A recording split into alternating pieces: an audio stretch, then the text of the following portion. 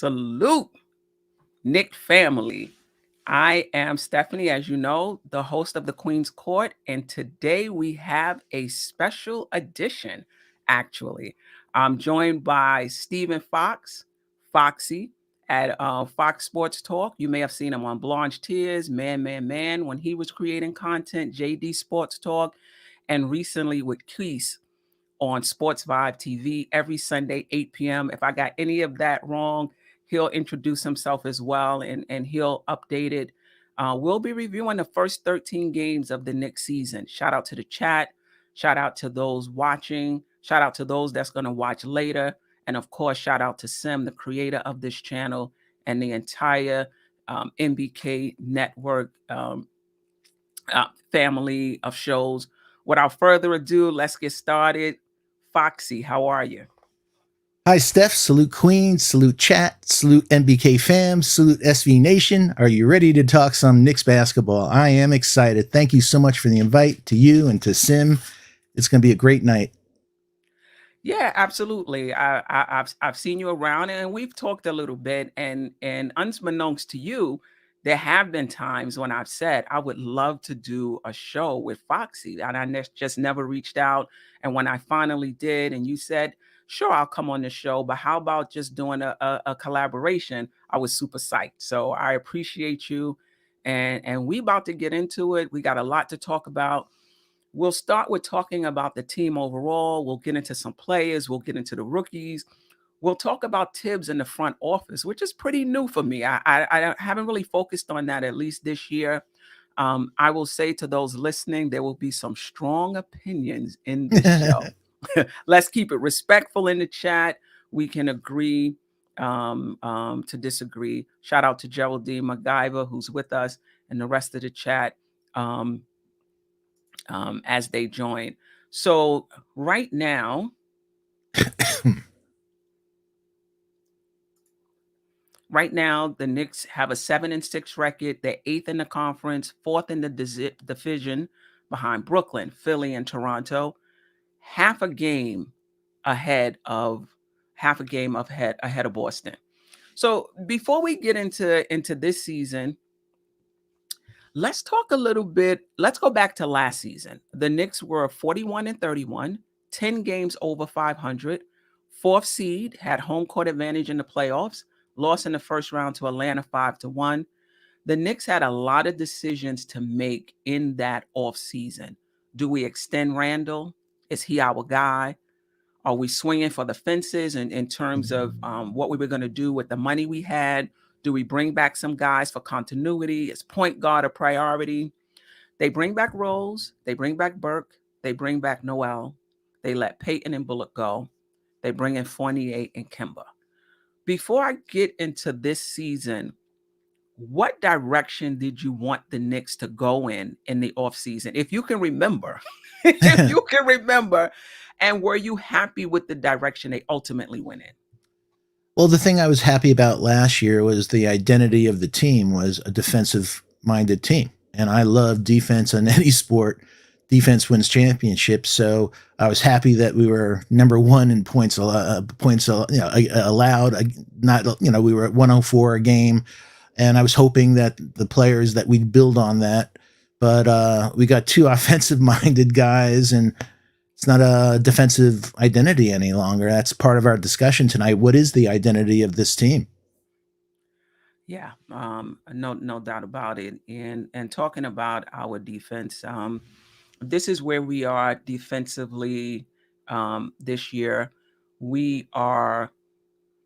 Last year we were 3rd in defensive rating at 108.2 points a game. This year we're 25th at 110.4.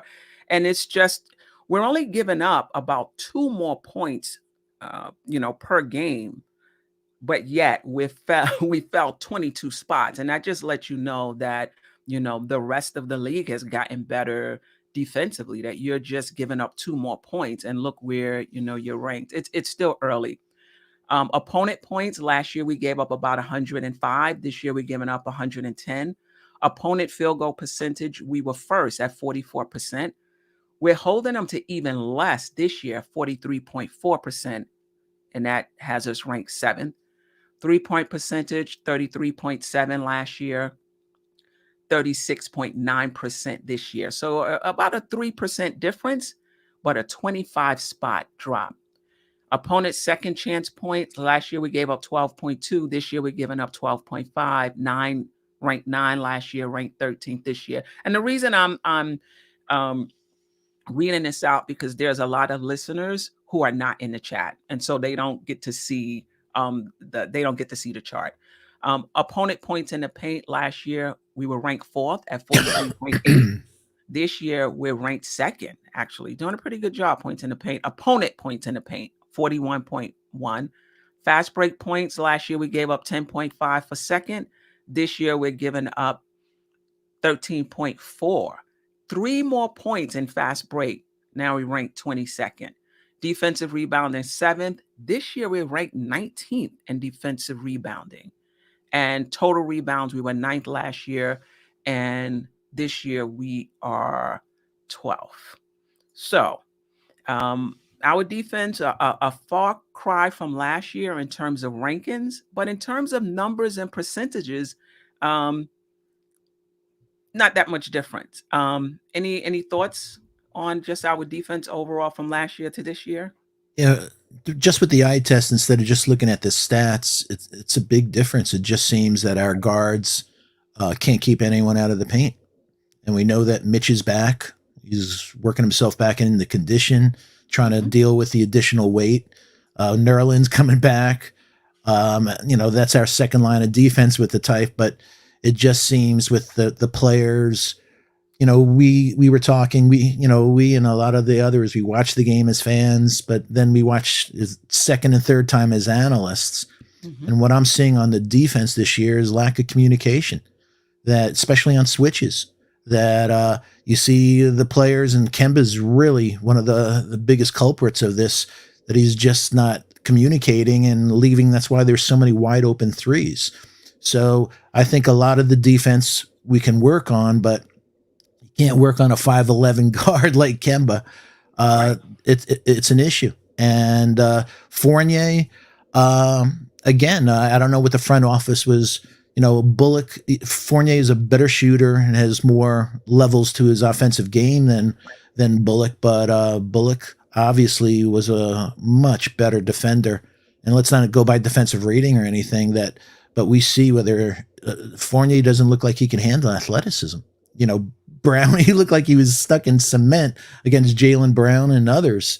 That it's like Clyde would say, matador defense. So it's early in the season. We're 13 games in, but we have a lot of work on the defensive side to do. And I don't know whether there's anything that we can do. Are we going to have a situation like Peyton last year, that Kemba is going to start it, and when he gets lit up, that's when we bring in D Rose? Right. Well, you mean bring him in early? Bring him in early.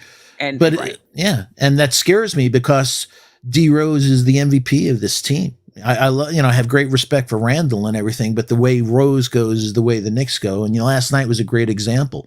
When Rose went out, it was over.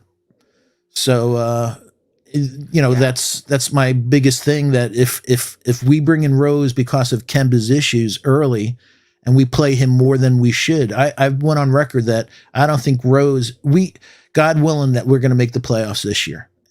And for that to happen, I said, I can't see Rose working more than, playing more than 22 minutes a game. If he does that, last year we played 72 games, and Rose, as everybody remembers in the Atlanta series, there was a couple of camera shots. The man was spent, had nothing left in the tank. If he has to compensate and play additional minutes because of the flaws defensively in Kemba's game, I don't know, we may have deja vu all over of Rose having a good season, but nothing left in the tank by the end of the season. Yeah, no doubt about it. That was actually, he was spent. But if you remember in Game 6 in that Atlanta series, he couldn't even go. He couldn't even go in the last game because we took him out of the starting lineup, put him took him off the bench, put him into the starting lineup, didn't play Bullock at all. right? So he had to play all of those minutes for like 2, 3 games straight. By the time we got to game 6, he wasn't able to play. I think Rose is very effective. I agree with you. He's playing the best. I still think Randall is our best player, but Rose is playing the best right now. And I don't know if he could sustain 28, 30 minutes a Thank game you. for 82 games a season. And like you said, if we do make the playoffs, will he be available? Now, listen, I've talked about our porous perimeter defense as one of the main reasons for where we are defensively. But the other part of that, and you brought this to my attention, is we got porous defense, and then we got Mitch on the back end, right, as the rim protector, who is not his best right now. Now, I'm going to ask you, do you think it's the weight, a combination of the weight and or him, rounding back into shape after missing a lot of games last year due to injury, or do you think it's something else? I think it's D, all the above. That I think a lot of it has to do with conditioning, but I also think a lot of it has to do with the weight. That, Right.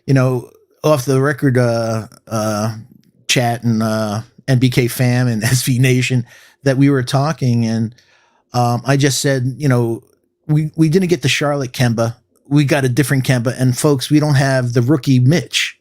This is not the Right. same Mitch that can go out and that we said, whoa, look at him going out to that 3-point line and blocking it. Whoa, look at his hops. His hops have been absolutely compromised, I think, by the weight and the lack of conditioning. His second bounce, he does not look like the same player. And I think he's going to get better. You can't take off 8 months from the NBA and come back. He did have an astounding first game with Boston, but realities have come back that, wow. And also the biggest fear of all of us, every game it's lighting a candle. Can we get Mitch through, without injury? So he's Right. grimacing. And Right. folks, how many times during a game do you see him on the deck?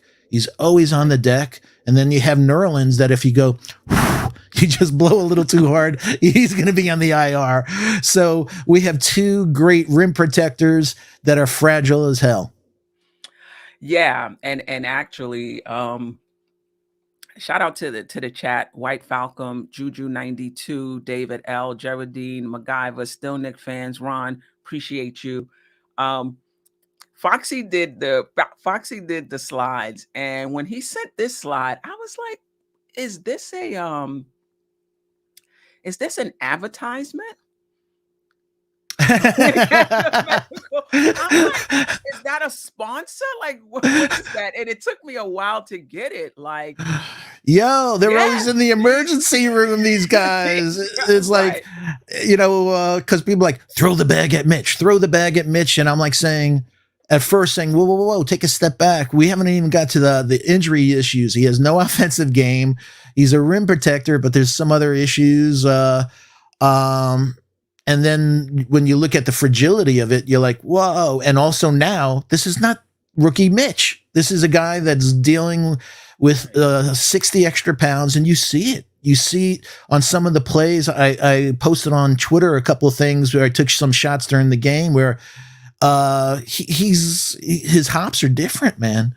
So hopefully he'll round it to shape, but I don't even in shape. He has a hip flexor now. That's a crazy injury. He had a Jones fracture of the 5th metatarsal on his foot, which is an ugly injury for a big guy, any player. But you don't want big guys getting a foot injury. And you're as a nurse, all these things that wow. So I like Mitch, but let's see if he can make it through a season. And especially let's see if he can play to the level that we envisioned him being. This is not the same Mitch. yeah. And right now we're focusing, team observations. We're focusing more on the defense. Yeah, I mean, we talk a lot about the perimeter defense and how porous it is, but couple that with the lack of rim protection from Mitch. Now he does alter some shots, but he's not the same. So if he was the same, maybe he would clean up a little more, and maybe we would be a little better defensively. And I'm not blaming Mitch by any stretch. I'm just saying the combination of poor defense from our guards and Mitch not being, what Mitch. we remember him to be. Right, Mitch not being Mitch. But let me ask you this: would you start? Listen, I want to say, would you start Noel? He's injured right now, but if he was healthy, would you start Noel over Actually, Mitch? before he injured that knee, I think they were playing better with Noel. He, as crazy as it sounds, really quick. I don't mean anything. We have to put something on our Christmas list. Between Nerlens and Mitch, do they have the worst hands in the NBA? These two guys. It's like every time you see somebody pass either one of them, you're like, "Oh, what were you thinking?" And especially since Mitch came back. But the thing with Mitch that all of us are so happy he's back after that layoff. But Robert Williams on the Celtics, 16 points, 10 rebounds, 3 offensive rebounds. Bamba had 15-10, 10-13. Vucevic had 22-8. Valanciunas, Jonas had 27-14 and 4. And that last number is offensive rebounds. So And this was the last game they played? no, I'm just going through everyone he's played so far. Turner, 25-13, 2 offensive. Jared Allen. Against us. Against Mitch. Us. Okay, got it. A 5 going against a 5. Jared Allen, 18, 17, and 6 offensive rebounds. Mobley, 26, 9, and 3. Drummond, 14, 25, and 8 offensive rebounds. So some of those guys are going to eat, but when they're getting offensive rebounds, and you touched on those second chance points before, something is wrong. And also, the help defense and, people not boxing out. It's driving me crazy. This is supposed to be technique, and also, one of my heroes is Bill Belichick. I love him. Even though I'm a New York guy, you got to respect talent. And one of his philosophies I've always loved and the discussions he's had is that as a coach, he teaches technique. If he has to teach effort, you're not playing on his team. Right. And some of the effort that you see getting back on fast breaks or, what you were talking about, fast break or transition points, it's effort. Get back. Right. So, and this is, you have veterans and what's going on here? I said to Stephanie, folks, off the thing, it's like, could you imagine if Oakley and Mace, they'd be getting in these guys, especially at home. I can't understand that. Like, yo, I'm a New York boy, Bronx here. You better play at home. That's you take care of your home. I don't care. And for us to, one thing is getting beat by an elite team. Another thing is beating yourself by not having the effort. So I don't know what's going on there. Hopefully they'll snap out of it, but that's not a New York team that I'm used to, lack of effort. That's true. But I will say this. It is demoralizing to continually get beat. It is demoralizing to be in full rotation all the time and you're scrambling and somebody hits a 3. It is demoralizing. I think it's just easier to stay engaged when you're getting stops. Yep. No excuses, no excuses, no excuses for them. And I will say, out of the people that you listed, that wasn't all against Mitch now. No doubt. But there are 5. He was in the vicinity, though. he was in the vicinity. Yeah, and no doubt about it. But still, rebounding, we're doing pretty good. Let me just see. In terms we are actually total rebounds. We are 19th, 12th in the league. Actually, middle of the road. Yeah. Yeah. Opponent second chance points, 12.5, 9 last year, 13th this year. But we have to get better. And even though the defensive stats, as we looked at them, are not that far off from last year, like you said, the eye test tells us that this is something totally different. I know we're going to talk about the front office a little later on, but I do want to say, we're getting on the players. We're getting on Thibbs, though we haven't gotten to Thibbs in this show, but in the chats, the various chats that I've been in, a lot of blame going to Thibbs. The front office constructed this roster. Did you really think you were going to bring in Kemba and Fournier and that the defense would be close? Now, I will say, and that was beautiful. Thank you. Yeah, I will say that I thought we would take a dip defensively, but I thought the offense would be so much better. It would negate that. Right, that it would be a little drop off. It's been a bigger drop off than I expected, And we'll look at the offense now. I think we're like top 10 offensively, but when you look at the last 2 weeks offensively, we're 25th, 103.3 points. So even our offense over the next 2 weeks has really dropped dramatically. But just Uh, talk to me a little bit Just about the one point. last thing before we go to Yeah. the offense. One stat that jumped off at me was in the last four third quarters, we've been outscored by 46 points. Right. So that is demoralizing, like you said, to come in and all of a sudden you're down. That's basically them outscoring you by 10, approximately almost 11, 12 points in the third quarter. So that's putting you in the hole in the fourth quarter. No So doubt about something has to happen after, we've talked about adjustments and we'll get into Thibbs later and stuff like that. But something has to be done. If, like you said, four straight games of getting outscored like that in the third quarter, that's not fair. You're putting us in a disadvantage. Yeah, no doubt about it. And let's go. Let's go right now into our offense. Like I said, overall, much improved since last season. We were averaging 109, pretty much 110 points for the season. We're ninth place. So we got a top 10 offense. However, the 2 weeks since November 1st, we're ranked 25th with 103.3 points. And you can see it. There's been a few games since then when we haven't cracked 100. And that's all because of 3-point shooting. We've changed our mix. We're relying on that 3-point shooting. And like you said, 20, you can't shoot as a team 25.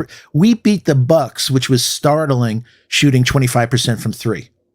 So Right. we lucked out there. But if that's going to be the thing, that the game changer for us, like you said, not having as good of a defense, but compensating with a better offense, you're going to live and die by the three. Right. And wow. And like Right. you said, the last X amount of games, once those start not falling, we're not the Right. same team. And then all of a sudden you see the looks on Randall's face and RJ, everybody getting upset. Well, I don't know why. They're the ones missing the shot. They're the ones missing the shots. What are you getting upset about? Well, I think yeah, that Yeah. other people missing the shots, getting the shot itself. Right. Right. Um, yeah. I mean, I definitely. I don't have personally. I don't have before I even get to. I'll put up the offensive stats. I don't have a problem with the 3-point shots that we're taking because we shoot them at a pretty good percentage. I don't think we're forcing them. I think we're taking them in the flow of the offense. And I think that was part of it. Last season, they saw that we were a good 3-point shooting team. We just didn't take enough. So this year, Yeah, they wanted to take more. And I think our percentage is pretty good, except for the Milwaukee game, where we're shooting it okay. As long as we're taking good 3-pointers, as long as we're not forcing them, we're taking it in the flow of the offense, I'm okay with it. But because our defense is so poor, when you're not shooting well, you have nothing to fall back on. And that's what we're finding. The offense has a lot of other issues as well. Let me go through these offensive stats and then we will talk about it. Um, Points per game. This year we're ninth, about 110. Last year we were 26 at 107. So we're scoring just three more points, but we're ninth. Field goal attempts 17th. Field goal percentage 17th. 3-point attempts we're 10. 3-point percentage we're 4. So I think that's a good. You're absolutely. shooting. Yeah, you're shooting them at a good percentage. You should take more. And so we're in the top 10 in attempts, top 5 in percentage. Free throw attempts 6, so I'm surprised at that. So we get to the line 21.4 times a game, which is 6th. Last year we were 23rd in getting to The line, the yeah. line in terms of ranking. Percentage, just 75.2% is not going to cut it. We were closer to 80% last year. We got to do better there. And the pace, which we talked about, and the way we played in the preseason, the way we played that first game, I said, wow, the Knicks pace is going to be great. We're back down to 25. What happened to that Uh, ball movement? What happened to that right, spacing? right, exactly. So, overall, your thoughts on the offense, and what do you think has changed the past 2 weeks that we can go from um, top 10 to now 25th over the past 2 weeks? I think, what I just touched on, the shots not falling from three, Mhm. and the same thing on mid range. That we're 21st in the league hitting from mid range. Right. So you're not hitting your threes and you're not hitting your twos, and we're not being great at the foul line either. And obviously this is early in the season, folks. We've got a long year to go. This is all cycles. And the good news is last year we were third in the league, shooting 39% from three. So we're only shooting this year 37, and we have better shooters. So, meaning Fournier is a better shooter than Bullock. And Kemba, obviously, you're a better shooter than Peyton. Forget about everybody. Anyone's a better shooter. So Right. that'll come around. But it's new guys knowing each other. I was getting psyched because I thought I start seeing a chemistry between Fournier and Randall, Right. on curls coming around. But I think the big thing is, I think Kemba not having, like I said, not being the Charlotte. This is a different Kemba. He doesn't have that burst. He doesn't have that separation. The Right. the crazy thing about Kemba is he can't score at the rim any longer. The length and the speed. He is shooting 35% at the rim this year, folks, and that means he's in the third percentile. Which means 198 is phenomenal. Three means you're beyond terrible. Right. Right. So those things have to change. So and 97% of the league is scoring better, yeah, at the rim than you are. exactly. And so a Right. lot of it. So he is strictly a 3-point shooter now. So, and we know he's a streaky shooter. So we've seen, whether in the Boston game, him opening up the game yesterday, shooting a hit, I think 20 points in the first half, Kemba, it was falling. But Right. the ugly thing that we saw was that at this stage of his career, he was exhausted by the fourth quarter. He only had 6 points in the second half. So he Right. put all this energy, Kemba, in that first half, but all his shots, I'm old school. When you start seeing shots at the front of the rim, that means their legs are tired. Right. So, Kemba is a situational player, but on offense, also what's aggravating me, I said this before, that I don't ask a lot for Christmas, but one of the things I'm asking for Christmas this year is Randall never dribble the ball up ever again. I don't understand that. I keep saying that I think when he dribbles the ball, it triggers bad habits by Randall. Him going ISO in the wrong position, etc. But also Kemba. Even when Kemba brings it up, good, Kemba's bringing it up, and then he hands off to Randall and now he starts dribbling. The other guys are just hanging out, and it's like, wow, no motion, everything. And and I said this to Steph. One of my friends mentioned this, and it was a great point that great players, everyone goes ISO. Everyone, the ISO is a dirty word. No, it's not. ISO, the great players, when you watch all the great teams and the great players, they go ISO, but the big difference is they're going ISO in their spot. You don't give Randall the ball 3 feet beyond the 3-point line and have him go ISO where he first has to make it to his spot. So that's Right. a big difference. So But this is the thing. Go ahead. no, please. Yeah. But this is the thing. One, I don't think Randall ISOs as much as people say he does, especially as of late. I think, in my opinion, these past week or two, I see Randall not being as involved in the offense as I would like him. I think he's distributing the ball too much. And like you said, any number one guy on any of these teams, you could turn on the TV, turn to any game. Whoever's the best player on that team, they run the offense through them. They get a lot of touches, and there are times when they ISO. But you bring up a great point. They get to their spots to ISO, right? Randall can ISO from any, from anywhere. And I do think he has to get better, especially when he's in the post. He gotta get lower down. He's Yep. starting out like post extended and then having to back down. And Settle you for know, these fadeaways from hell. right, because what's happening is he's not really moving that defender. No, They're not. Well, he's he's just right creating back in them. separation, but he ain't Right. moving them. He's not moving them, and that's a concern, especially even when they put shorter people. If they put Marcus Smart on him, and they put Brogdon on him, they've put Lonzo Ball on him. He's trying to back him down. He's not really backing him down. So I agree. I would like to see somebody else bring the ball up the court. Randall can save that energy. Go in Use his that rotation for energy his to different spots. Yeah. get into your rotation and get to your spot. And if it's going to be on the box, get a little closer, a little closer in. One thing I will say is even when someone else brings the ball up, Randall is at the top with his hands out, like, Exactly. Give me give it to me, give it to me. That being said, though, when he does get it, he will move it, though. He won't like, gimme, gimme, gimme, and then shoot. He will gimme, gimme, gimme. And when they do give it to him, he will swing the ball and run the offense. But I'm just saying, make it easier for yourself. You don't Thank even you. need to Yep. touch it at the top. Yeah. Just get into your spots. The ball is going to find you. And I just think that, one, I don't know how much he can play off the ball.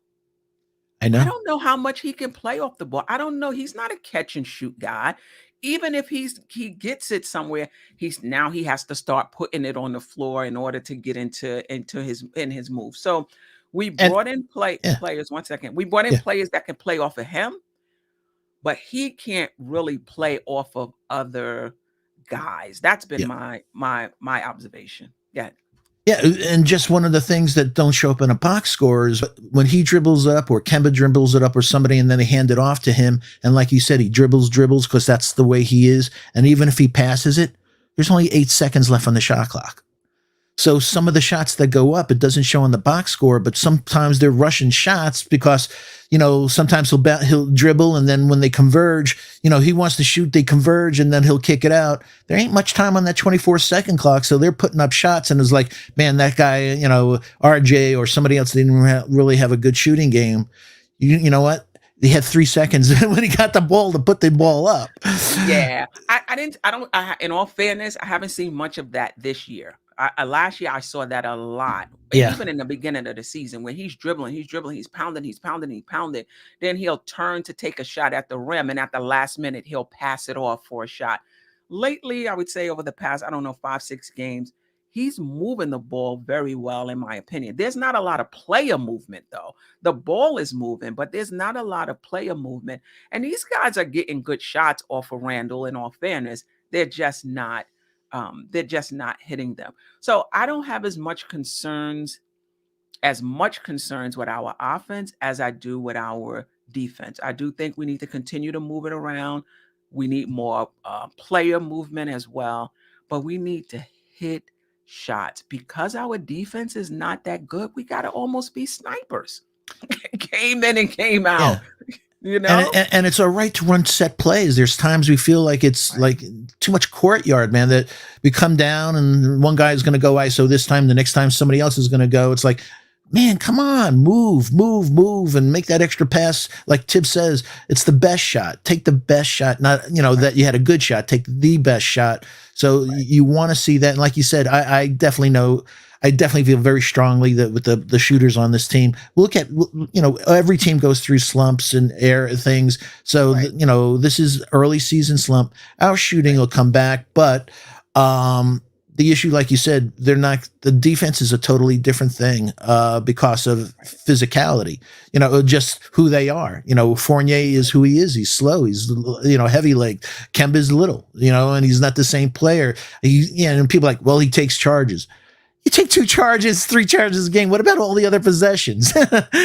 You can't take a charge every time. So, but yeah, I just want to see that. And we saw RJ where it was like, wow, the skies opened up a few games, 5 games in a row, scoring 20 points. Like, you know what? A nice little thing for this team is maybe start running the offense through RJ.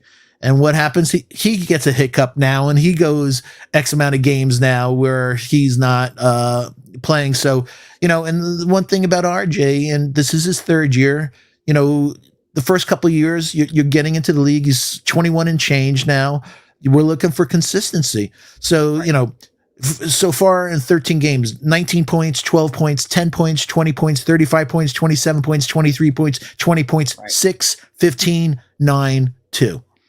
So I talked to a friend of mine and I was like, I love the kid. I love RJ. I think he has an incredibly bright future, but I was hoping for a little more consistency. And he goes, I think he's exhausted from playing defense.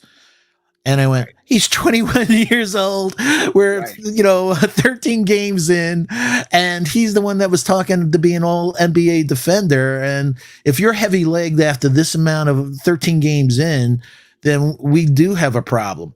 So, Right. but RJ will be fine. It's just, he's gotten better every year, and I expect him to get better every year. But I think there may come to a head about whose team is this? Is this Julius's team? Is this RJ's team? Or is this a player to be named later's team that we don't know? Because we're always hearing over the last couple of years, there's a big move that's going to come one of these days from that front Right. office.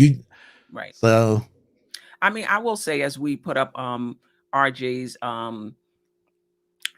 shot and his stats, and the orange areas are basically where he's taking most of his shots, right? So we got some correct. 3-point shots, um, pretty much at the basket, not much in terms of mid range shots. I will say, in terms of whose team it is, and we'll get back to that chart. I think there's room on this team for both RJ and Barrett. I don't even think, I mean, excuse me, for both RJ and Randall. I don't think that there needs to be a choice. But I will say To this us, but about, what about to them? okay, to them, right? You're right. You're right. I will say this about RJ. I think that if he's our second, if he's Option. our second option, the number two on this team, then he has to be held accountable when he doesn't perform.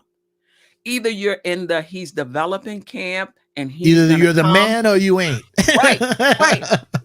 For me, I'm kind of like, listen, let's chill out, let him develop. He's coming along okay. He's coming along, nicely. He doesn't have a lot of pressure with Fournier and Kimber and Randall.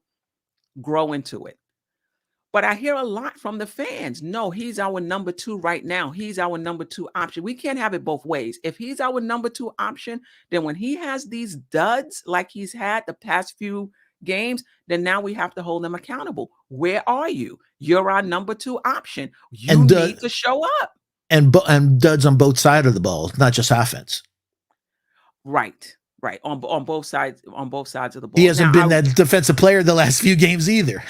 he has not been. And I will say, in his defense, it it's kinda hard to be a consistent two-way player. That's a lot of energy to put out on the offensive end, and then No a lot doubt. of energy to put out on the defensive end, and to be consistent.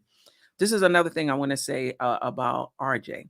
In those 5 games that he played, starting with New Orleans, I think he was over 20, and we were saying that he's arrived. What I liked about that was not the points that he scored over 20 points. What I liked about it was his aggressiveness. I Oh, how liked he the was fact scoring those 20 points. how he was scoring them, but that he would just take it upon himself to go get us a bucket. You know, I saw him wave off Randall one time, and he went and did the alley oop to Mitch. Like, listen, I got this. I can run this offense. I can be aggressive. I can get us points when we need it. The last 5 games, none of that. Now, it's okay to have a bad shooting stretch. That's not what I'm talking about. I'm not talking about a bad shooting stretch. I'm talking about, but you're still taking the same shots. You're still taking the same type of shots. You're still taking the shots when we need a basket. You're just not hitting them. This is what I'm seeing. 5 games of being aggressive, and now back to, if I get it, I get it. If I don't, I don't. I'm just going to play within the flow of the offense. And I think RJ has it within him. Well, he has the game, but now it's here. Yep. That every night I'm gonna push the envelope. Every night I'm gonna be aggressive. Every night, if I think we need a basket, I'm gonna go and get it. So this is the question I have for you, Foxy. I love that name, by the way. Is that something you can develop? that I call that alpha mentality. Like I'm gonna go get us a bucket. I'm gonna come out of the offensive flow. I'm gonna wave off whoever. I'm gonna get us a bucket. Is that something you can develop, or is that something you have or you I don't think have? you're wired. I think that's the way the Lord made you, that you're wired to be that alpha, that this is mine. I'm going to take you, and that you're cutthroat.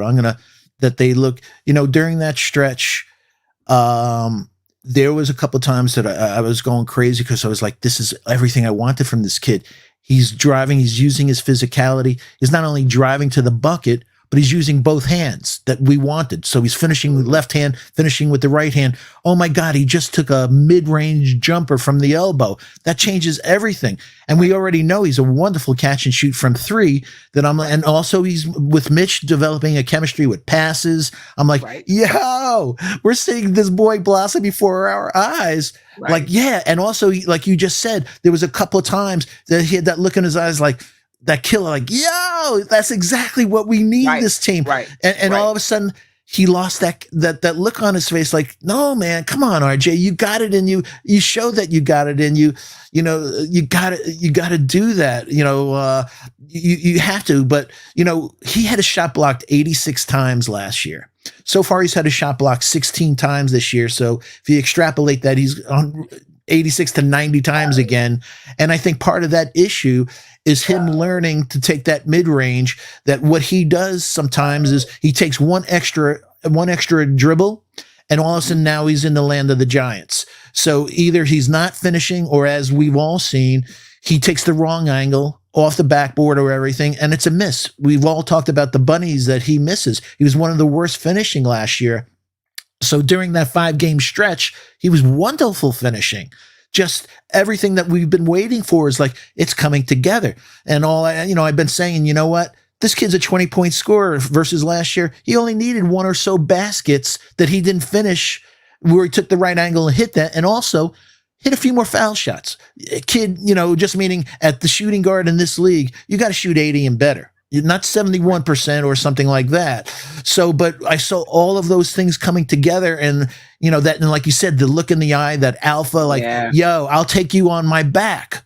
That, Right. the great teams have somebody, not even great teams. You look at great players, Luca and a few others, that I'll take you on my back. And it's like, yo, sometimes I love Randall, but sometimes, he gets a weird look on his eye, like, I'll score all these points, but I necessarily don't want the pressure to take the team on my back. RJ had that look like, I'm going to be that killer. So I Right. think he'll get it back. Everything is cycles, but I hope he gets it back quick. But he showed us, if you're able to do that during a 5-game stretch, you're able to do that all the time, man. And Right. like I said, when he played Cleveland, and I'm like saying to myself, yo, Sexton and Garland, they're tiny. He's going to be a mismatch at the 2, using his 6'6" and his physicality. He's going to eat tonight. He's going to have 30 something points. Didn't happen.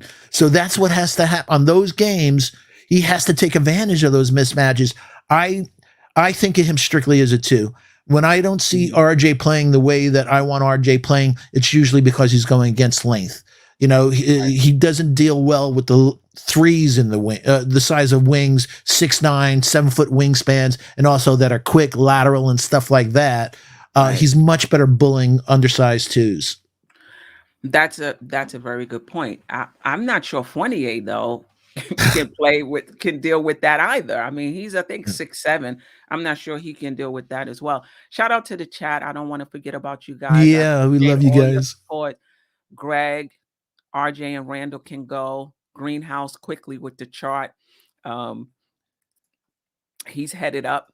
Bodega, Wi-Fi, appreciate you. I White love the Falcon. Dago Yeah. I5. Jaranfer, I hope I said that right. Hernandez, who said, God, he's only 21, talking about RJ. But this is the He's in the thing with league 3 years, though. this is the thing with RJ. When he pops and he has a stretch, he's our leader. He's the second. Nobody says, listen, he's only 21. He had 5 games in a row. Listen, let's just calm down. Let this guy develop. No, everybody's on the train. Now he's not playing well. He's only 21. One or the other. One or the other. If he's our number 2, we have to hold him account. I'm sounding like Josh now. Shout out to Josh. I'm kidding. And Uncle Fulio. Um, or like I believe, let's just relax, let him grow over time. But I hear you. You said this is his third year in the league. So from what I'm getting from you, you're expecting a bit more consistency in the third year.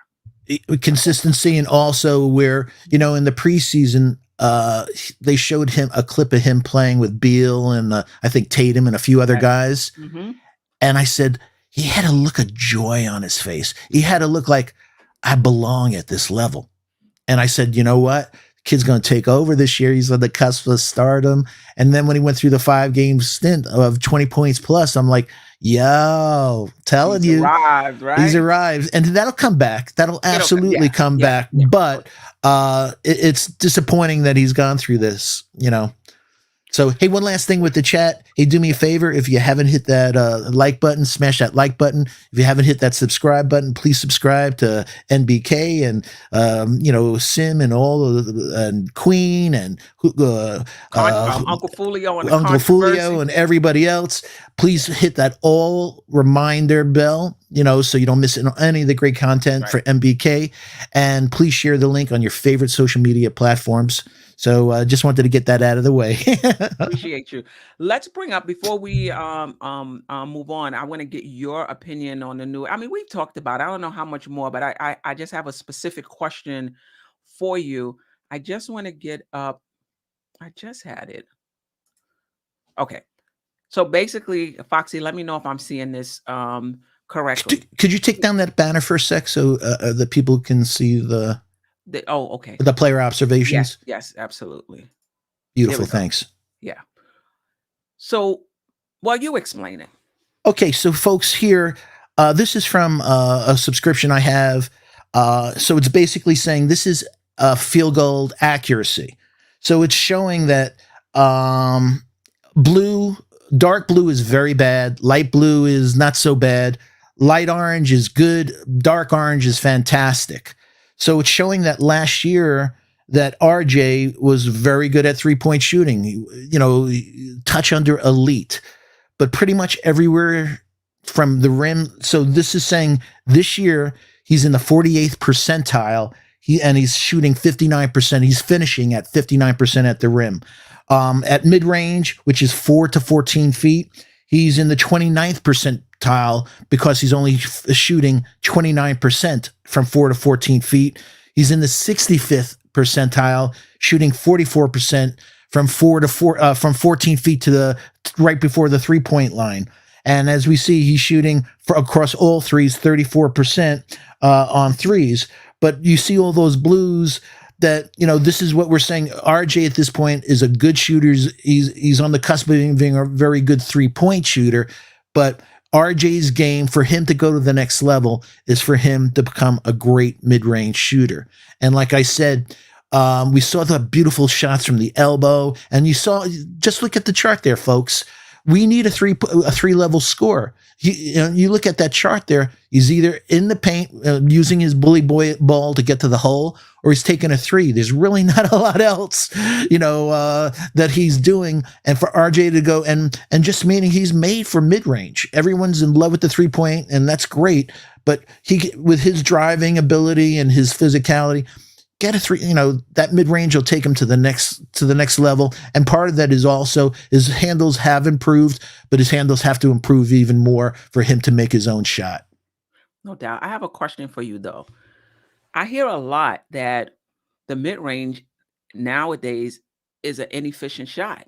That, why shoot the mid-range when you can, take like another foot or so and shoot the three. So what's your thoughts on that overall? Or do you agree with that? But for RJ, given his limitations in terms of finishing over people, you think that specifically for him, he should look more for the mid-range? Or just your philosophy overall is that the mid-range should still be in play? Mid-range is key, meaning I'm with you. If you're a foot away from the 3-point line, it makes no sense for you not getting that extra point by taking but if you're 14 feet and in, which a lot happens, mid-range, and it's a higher percentage shot. It's easier to hit a 10 or 11-foot shot than it is to hit a 30-foot shot. And it's critical. But I really think that him learning it, and it comes, we've seen great players that it takes 5 years for, it's like algebra, A squared plus B squared equals C squared. It don't make sense. And then one day you wake up and you're like, it all makes sense. Wow. I don't know why. I think it's the same thing with RJ, to understand that, you know what? Let me go here, and it's court vision also, him being able to say, yo, if I take a couple more steps, the help defense is going to come, and I'm going to, my shot's either going to be altered or I'm going to be dealing with a lot of length. If I take that shot now, I'll get my shot. And, so I think he just has to learn that mid-range is his friend. Getting to the rim is nice, but it's not nice if you don't finish. Yeah, I mean, I agree with you. I think there's a lot of possibility in the mid range for RJ. I think there's a lot of possibility in the mid range for a lot of these players. And I think the most dangerous players are the 3-level players, because Absolutely. otherwise, once they crack that 3-point line, they're going to the basket, right? Yeah. So if you can score on all 3 levels, now you don't know what he's going to do, right? And being able That's to everything to be unpredictable. But if you correct, look at those charts, you see Kemba, you're like, yo, I just need to hang out at the 3-point line with this dude, because he ain't gonna right, go anywhere but there. But we right, want or to the RJ to bring that. basket. Once he Yeah, go, then I know he's going straight. I mean, listen, I RJ is struggling the last few games. I'm not even concerned about his me either. shot. I'm not worried I'm about it. I'm more concerned about that aggressiveness, The that attitude. intensity, that attitude on the offensive end. I think there is room for him on this team to take it, and not like last year, just wait for it to come to him. And I need him to be more consistent um um Yeah. with that. He didn't Yeah, like the name. He didn't like the name Maple Mamba, but there's a lot to be learned from that. If you look at the real Mamba, God rest in peace, nobody had killer eyes. But when he'd look at guy defending him, you can't guard me. What are you kidding, right, man? right, We want somebody with that same look on their eyes. And when he went through that 5-game stretch, in fact, I went crazy on Thibbs. I started screaming to all my friends, he's going off RJ right, like crazy, calls a timeout. And I'm like, yo, I wonder if they're going to be running a play. RJ's in the zone, and Thibbs right, takes him out. And right, I'm like, I'm old school. If the basketball gods, I'll give you that zone where you're in that Michael Jordan moment, like, I don't know, man, the hoop is 50 feet big. You leave him in. And I know, hey, RJ had 4 fouls when he took him out, and there was only a couple of minutes left in the quarter. He didn't want to give him the 5 fouls. Yo, the basketball guards have given him this gift of seeing going crazy. Go with, meaning he was playing with 4 fouls for a while now. It wasn't right. like he just picked up that 4th. Let him go. And he did that. Yeah, Thibbs did it to Quickley too. The poor kid was in a slump, and he's hitting threes. Oh, he's coming back. He's coming back. Thibbs just took him out. And then, right, one of my nicknames for Thibbs is the cooler. It's like right. when he did that, both of them, RJ and Quickley, they regained that hot hand. Right. But I will say this, and I agree with you, and I think he's getting better at kind of leaving players in and groups in that are playing better, at least over Not the in the last few last games. few minutes last night. Right. Last night he did go back. But I will say this about hot shooters. I mean, come on. If you can shoot, you can shoot. I get it. I mean, oh my God, so and so is hot. Leave him in, like he'll never be able to hit a shot again. And this is what's going on. We're either really hot or not shooting at all. There has to be a baseline for every player that you can expect game in and game out. If you're hot, yes, we'll leave you in, but it's almost like, oh, the reason so and so shot poorly the rest of the game is because um, he was taken out of the game. Okay, all right, you may come down to earth, but you shouldn't plummet after being hot. And that's what's happening with our players. They're not shooting well. They are getting hot, fine. But it's like, oh, we got to get everything we can out of them, because once they cool off, it's a wrap. And that's what's happening. There still needs to be a baseline when you cool off. Yeah, but Clyde is one of my idols. I love his analysis. When I'm blessed to be at an age where I saw Clyde play and win championships. So, folks, I can't tell you how remarkable of a guy he is. But Clyde's old school. Like when you're not hitting your shots, you know what the remedy is? You get to the basket, Right. and you get fouled, or you go Get to the fouled. hole, Right. and Right. go to the hole, and you know what? You get your attitude. You get a few baskets, like Right. that, and all of a sudden your attitude and the other shots. But if your shot's not falling, and yet you're not trying to get to the hole or change it up, Right. like you said, we need three level scores. That's the beauty of it. Like if that's not hitting, I'll go to my mid range. Mid range, going to the hole. And if I can't hit the hole, I'm going to get fouled and I'm going to get the free easy shots. Right. Right. And that's for Randall too.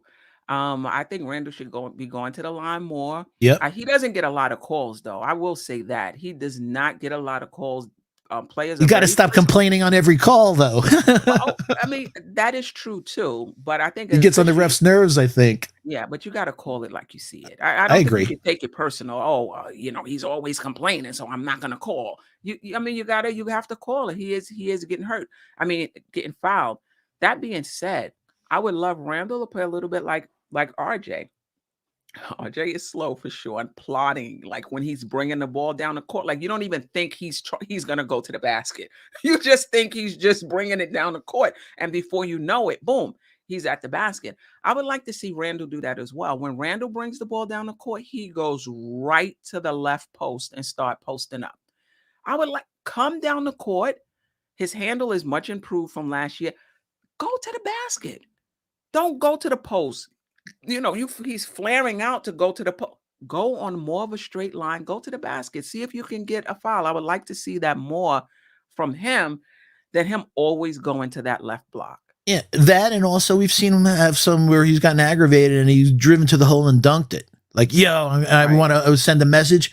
Do that more often. Worst case scenario, you're going to get fouled, but go aggressive. If you go aggressive against these guys and try to do a layup, they blocked the last couple of games. RJ, Plumlee, yo, you should be dunking on that dude. What do you mean going up for a freaking layup against these guys?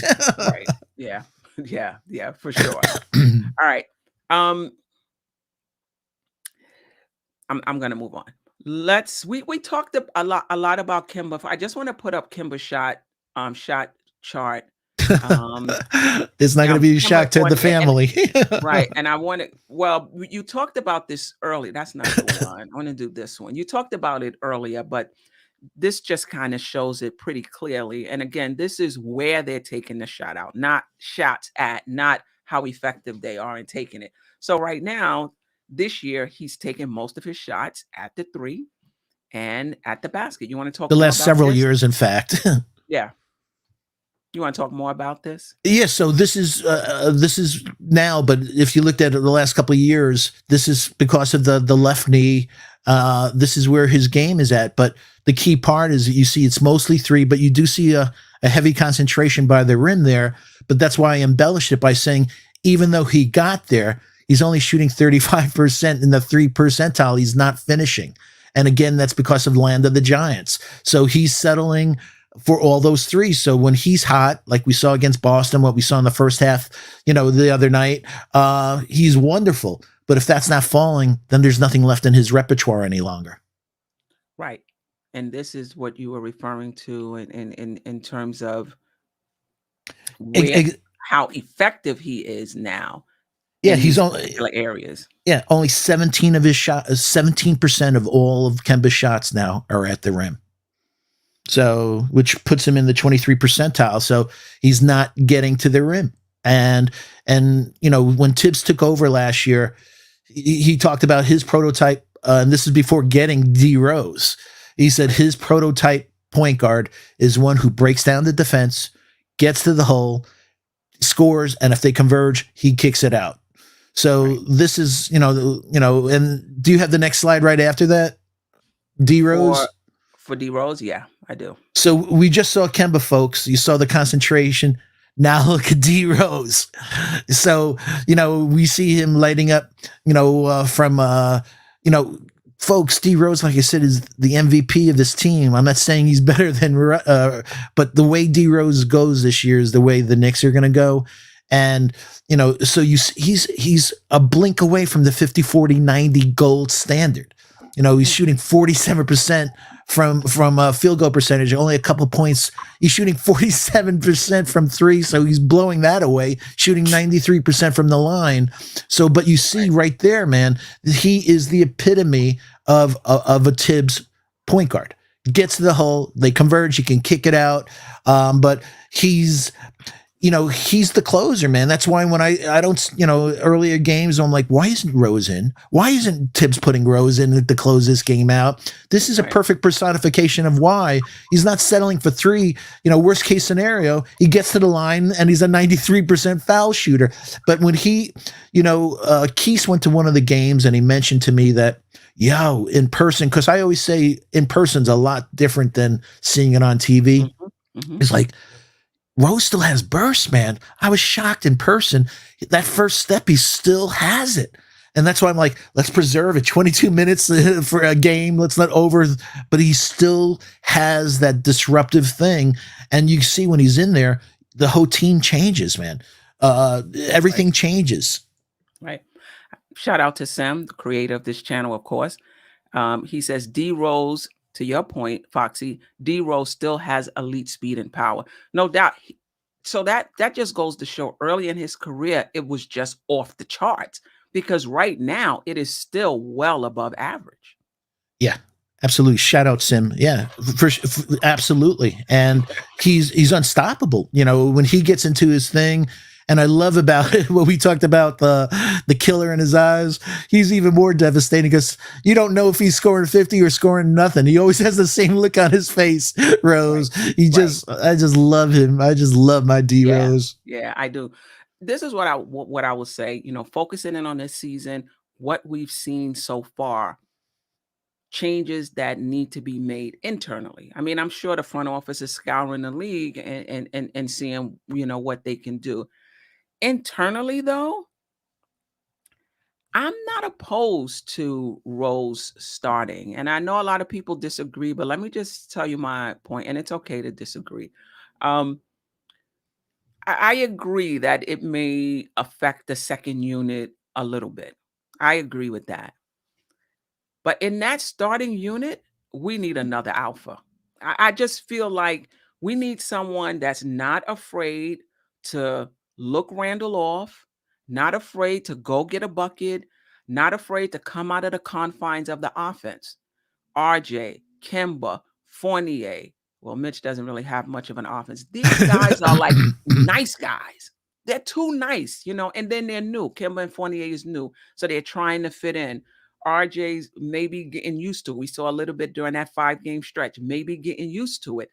I think we just need somebody else in that starting unit that is going to play with a little more energy, a little more speed, and again, I'm taking it this time. Wave Randall Yeah. off. He's at the top of the key. Nah. Yeah. I got this. You and I talked off the air, and I talked to you about at this stage. It's still early in the season, but I would not mind experimenting, putting Burks on the first team, and putting. He's another one that can do that. Yeah, he'll wave off like you just said. I got this shot. He's a 3-level scorer, and just say, "Hey, Fournier, maybe against second team, you'll eat a little better than you are against these first team defenders, and also you being exhausted going against these guys." But I'd shake it up a little, put Burks in And that he's a starting better lineup. defender than Fournier. Let's pull up his shot Yeah, clock. Yeah. So he's somebody that can score on all 3 levels. The only thing about Burke is he is somebody that will he'll take a bad shot here and there. But I think, part of it is that he believes in himself and he believes that I can make this shot. But talk about Alec Burks in his in this shot chart. as you see that he's one of the few 3-level guys that we have on this team that can put the ball on the floor. He can shoot from three. He's shooting over 42% from three. So he's an outstanding 3-point shooter, but he can put the ball in and get to the hole. He's actually not finishing well this year though. He's only in the 19th percentile. That this is his frequency that you're seeing on the thing. But from an accuracy standpoint, he's only shooting 46% at the rim. And I think that'll get better. We're still, it's, the sample's only 13 games in, but we want him, to be able to do that. The only thing that frustrates me with Burks is that he over dribbles a lot of times. He over dribbles, and sometimes, like you said, he wants to take that shot. So the ball, somebody will pass the ball to Burks, but the ball will never come back anyone. He'll take that ball. It's my ball now. You should have never passed it. I'm going to be taking that. And the only other thing about Burks that scares me is I'm a student of history from, trend analysis, and statistically, he's always injured he spends a couple of times on the injured list, a couple of times a season every year. So that's what scares me. That we're 13 games in, and which means in the next 10 games or so, is he going to tweak an ankle or something like that? And I hate that, because I call it like a rhythm vampire, where everyone gets used to somebody, and all of a sudden he comes out and next man up, and you get used to that. And then it takes a few games, and then that person is playing, okay, we got it going. And now Burks is back, and then we got to go through him, getting back into the groove. And that happened last year. Remember, he was untouchable at the beginning of the season last year. Right. He was hitting everything. Right. Then he got injured, and then he came back to earth. But I would definitely experiment with this team. That I would not experiment him at the point. I didn't like that at all. Yeah. But hey, you don't have to do something so radical that we got to bench Kemba. Put Deuce in for 4 minutes. It doesn't mean you have to lose face and say Kemba's not starting tonight. We're going to put Deuce in. No. You feel so good with that situation. Let him, but give Deuce, folks. We need a point guard of the future. Kemba is not our point guard of the future. D Rose is all world, but we have a 2-year contract. So we only have a 2-year solution at point guard. But where's the point guard of the future? What are we going to wait a year and then next year first take a look at Deuce to see if he's got game? There was a reason Deuce. I love Deuce. I was the one that if people know me, I was the one that said, hey, there's a guard on West Virginia. I would not mind the Knicks getting in the second round. Mm-hmm. And the reason I said that is there's flaws. He's not a speedy guy. I don't care that he, 6'1" or so. He has that 6'9" wingspan. He's an excellent mid-range shooter. That's one of the things that we're missing with Deuce not playing on the floor. But if you watched Deuce against Davion Mitchell, who has elite speed. You watch Deuce against Cade Cunningham in college, who had, giant next to him, and what he did. It's like, Tom, I'm not saying you start him, but put this kid in. If that's a turnstile defense, what are you missing? Putting this kid in for 4 minutes to see what you got. Don't put him in for 4 seconds at the end of a quarter. And, that's not doing anybody good. So I'm hoping that he's going to give Deuce some burn. I'm not talking on Grimes, because I look at Grimes as a 2. There was, Grimes went to Kansas originally as a 5-star recruit at point guard. He didn't have the handles. So he went down to Houston and basically redid himself and came out as a 3-and-D or a 2, but he's only 6'4". He's not a 3. He's purely a 2, but he plays great defense. He crashes the boards. He's an elite 3-point shooter. He's absolutely an elite 3-point shooter. So that's why when Quickley was not playing up to a certain level, it's like, put Grimes in there. And again, I'm not saying you bench, but put Grimes in there for a few more burns, man. This kid is a wonderful shooter and everything. But getting back to Deuce at our point guard, give Thibbs, please give Deuce some burn. Either that or you and I talk, go out and get a DeJounte Murray. That's what I'm saying. Listen, I'm not on the rookie train. I got to be honest. I'm not on the rookie train. But this is the question I have with playing the rookies. Are you talking about spot minutes? Are you talking about replacing somebody in the rotation? Spot minutes. Let them see if they earn spot minutes. Let's see how they feel. And if they earn it, then give them more minutes. But start off with a 4-minute stint a couple of times. Don't do it one time and say, oh, you didn't work out. Give him a little time in there, a few games where, you know what, I'm going to get that. And if he shows that he's getting into, hey, when you talk to kids about the NBA coming from college, the first thing they say is speed, man. I can't believe the speed of this game. And then the second thing they say, I can't believe the strength of this game. So it takes a little while. And to your point about rookies, nobody mentioned this, folks, but James Bouknight. Everybody wants James Bouknight on the draft. He didn't play the other night. He was on the bench the whole thing, and everyone's like, this guy's going to be Kai Jones. Didn't play the other night. And I'm watching the G League the other night. Keon Johnson, BJ Boston. Hey, young kids, if you're watching, please stay a few years in college. You'll come out a much better basketball player, and God willing, you'll get your education so you have something after you leave basketball. But these one and done kids, I know some of them have some financial situations and stuff like that. But you know what? You're leaving money on the table coming out unprepared and going down to the G League. You're much better off hanging out in college for another year or two to refine your game. So I don't know, Foxy. I don't know about that. But let me just but we're not going to get the point guard of our future. Everyone's Jalen Suggs. You have growing pains. We need a proven point guard. Go out. We have 6 draft choices. Get our point guard of the future who's in the NBA already. That I agree with.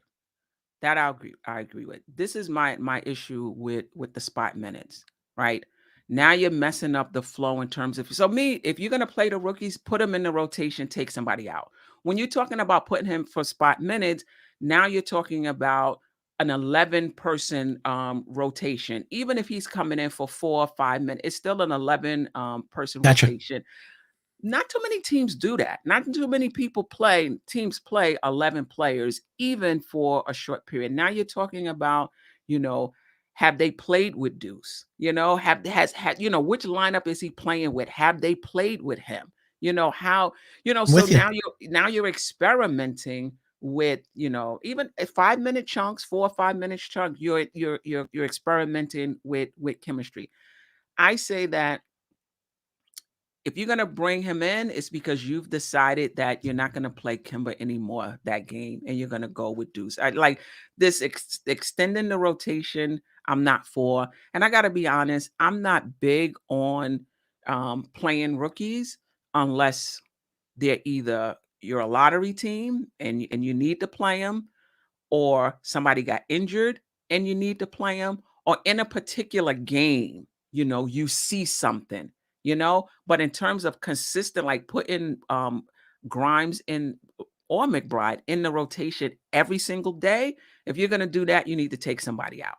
Like an 11-person rotation, that's a bit too. I'm with you, but I'm with you about playing rookies. But why I think there's a little difference. These are rookies who play defense, and there's 2 sides to the ball. Oh, I know that, but Kemba lit it up for a few games, and he didn't light up anything for a lot of other games.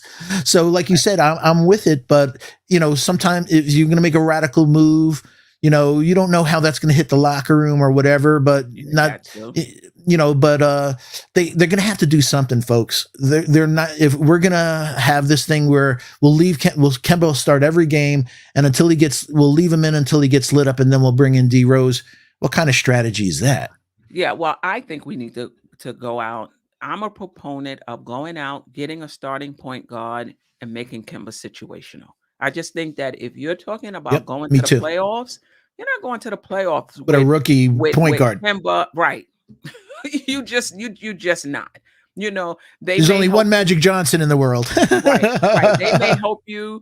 They may help you. Win a game here and there, but you're not going to the playoffs with McBride as your point guard. It's just, it's just not going to happen. But I do want to say about, players staying in school. Listen, that's why they did the G League Ignite. That's why they did the G League period. Some of these guys are not cut out for college. You really just have to be eligible for that first semester, and then you can come out. Some of these guys, there isn't a farm system per se. But let me ask, can you come out of high school and go right into the G League? I believe so. Okay. The issue I have with the G League is that it's majorly flawed. Like you said, let it be a league for kids. But when you have vets there who are trying to make it back to the show, how many times I watched G League last year and stuff like that, I'm like, that guy won't pass to the kid. He's trying to, he got that ball. I'm going to take the shot. I don't care if 3 guys are on me. The vet, I want to make it back to this show. So that's why you don't see them. It's very difficult for you to develop. So I really feel very strongly that they'll develop more in college. I know they go for, but go to a college that has really rich boosters that they can pay you off the record. But I just don't think that, and that definitely goes down. It does happen, but not for every. But if you're playing for a Division I school, it's happening.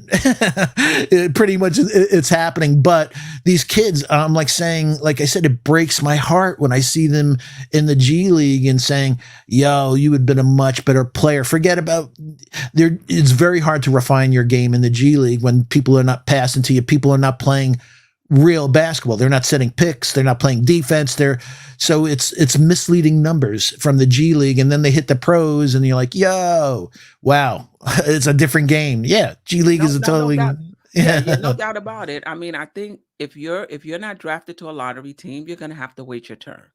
That's just it. And this was a pretty deep draft. Very deep. I forget Springer. He's on Philadelphia. I was about to say he did not play the other day. He was on the bench. And so that's why, folks, it's like, nobody loves the draft more than me, but only a few guys could come out, and one of them, ladies and gentlemen, is Evan Mobley. And Scotty Barnes, who's playing well. Also, let me just ask you this question before we moved on. We move on. We talked about this on the Queen's Court, but I'm interested in your opinion. Do you think we are better off with Fournier and Kemba than we were with Elf and Bullock? I hated Elf.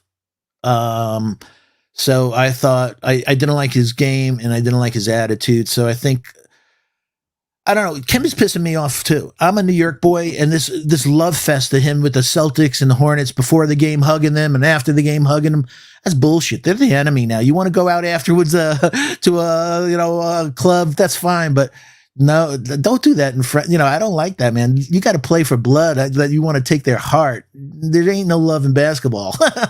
So to answer your question, at this point, I take Bullock and Payton. The devil known's better than the devil unknown. And like I said, Fournier, he's just defensively, we're seeing before our eyes, like, yo, he's so slow. I'm glad he can shoot.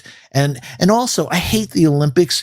Like I said, I'm always watching shots. His shot keeps hitting the front of the rim, which means tired legs. Like, is he not in condition yet? What is going on with Fournier? And like I said, he'll go off in the first quarter. He'll go off in the first overtime. But when has he put 4 quarters together? And also, some of this goes on Thibbs. Why is Burks there? Why aren't you putting Fournier back in? And especially, like I said, the chemistry that we saw with him and Randall. Randall setting the screen, him coming around for the curl. Beautiful thing. It's a beautiful thing.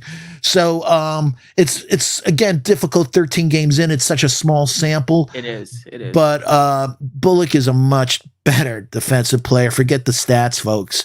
It's not even close. And he's not a great defensive player, but he's better than Fournier. Yeah, and defensive rating, there's some flaws to it, but they're almost the same this year. Both of them are 112, Fournier and Bullock.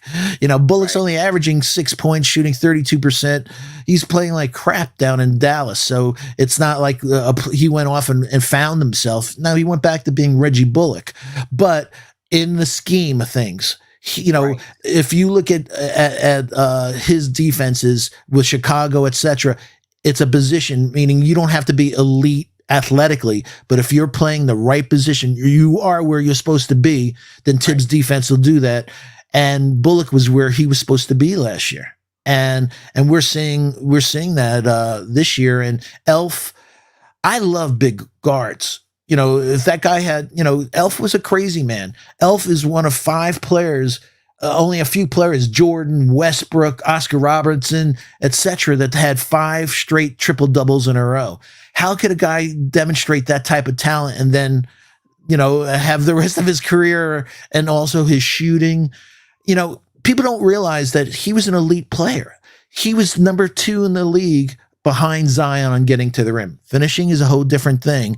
But if you get to the rim, kicking it out, and he's a horse, you didn't see people getting by him the way they just, it's a turnstile right now. So, absence makes the heart grow fonder. Yeah, we hated a lot of things, but statistically, when Elford scored, I think it was 4 baskets, I forgot, they were like, they had an incredible record. So, go ahead. No, please. I wasn't that down on Elf to begin the season. I thought that he played well for us the beginning of the season. Like you said, he would get to the basket, he wouldn't finish. He played good defense. He took the shots, even though he didn't make them. But you have to take the shot. Keep him honest, right? To keep him honest. Somewhere down the last part of the season, it's like he just dropped off of a cliff. I also think our pace wasn't, great for him and the type of game that he likes to play.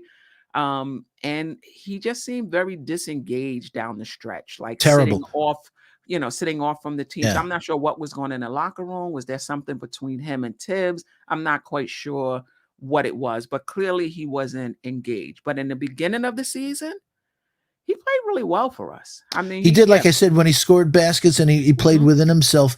But but it was also aggravating that the offense was, he dribbled the ball down and he gave the ball to Randall, and that's pretty much statistically the only person he gave the ball to. He didn't really pass. What? They doing that now. So that's not even much. That's not even much. I can't argue with you, Queen. Bringing the ball down and giving it to Randall. And Randall it's driving me crazy. Because I'm like saying, what happened to that ball move we saw at the beginning of the preseason and stuff? Do that, move, glide through them.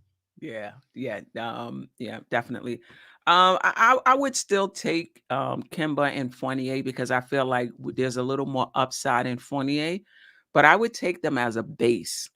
We still got to do something, and I do think we need to bring in a point guard, and which is why I was not happy with the Kemba signing from the beginning. I don't care if it was for $8 million because I was more concerned, and I have to be honest, about his availability, not necessarily his game. That's one thing I wasn't even concerned about. And boy, was, as I said before, was I wrong.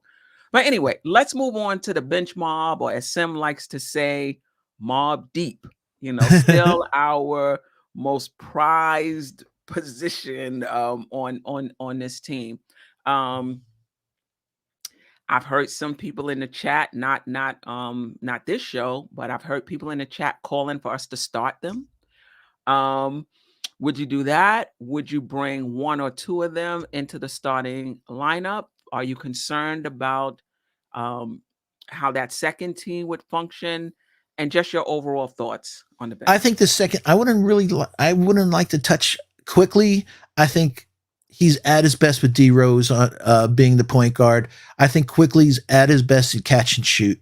Let Rose penetrate. If they converge, kick it out to him for a catch and shoot. When I think Quickley, and I think he's a combo guard with point guard skills. It's a big difference than being a point guard.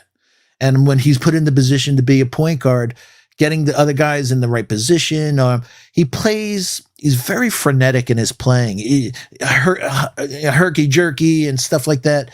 He's, maybe it's something that he'll grow into. I don't see him as a point guard. I see him as a shooting guard. And I'm glad he's come out of his slump, but he's not the elite shooter that a lot of people made him out to be. He's an elite foul shooter. That I'll give him credit for. But statistically, when you look at what he did last year, he was shot 62% at the rim, 28% from 4 to 14, 67% from long mid-range. He did well. And he shot 43% from 35% from all threes last year. This year. Last year he shot 39%, and that's when he was on fire. Last year, 39%. And as we know, if you're not hitting 40, then you're not at the gold standard. So, and he played well. He's a 25th draft pick. His defense has gotten a lot better than it was last year. Thank the Lord. But he was really a turnstile last year. He worked in the weight room, which was really, really important. But I think he's best as a catch and shoot shooting guard with a real point guard, but also D Rose getting Obi. Obi is, I love Obi's energy. I love his attitude. He's fantastic in transition. He's one of the fastest guys north south in the league, with D Rose and everything.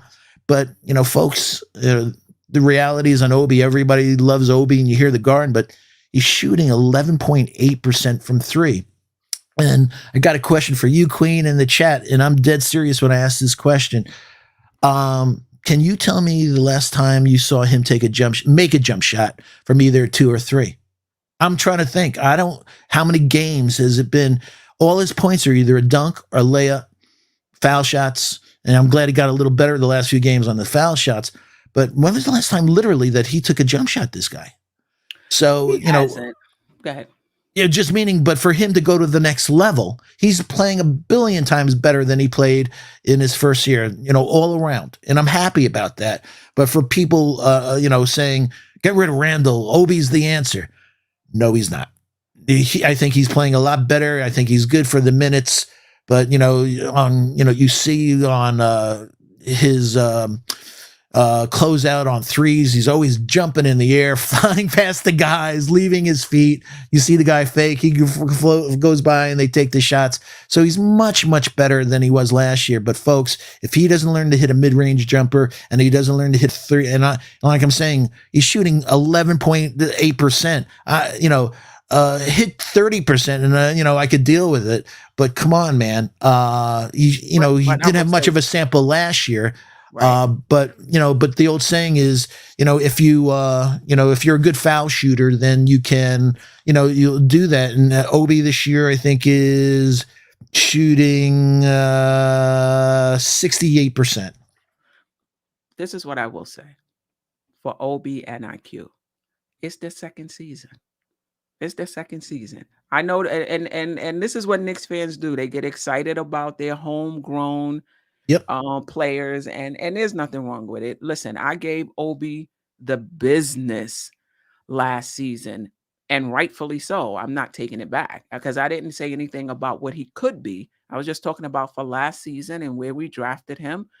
We all felt that way because everyone said he was the most NBA ready guy in the draft, and everyone's like, "Yo, nope, no, he's not."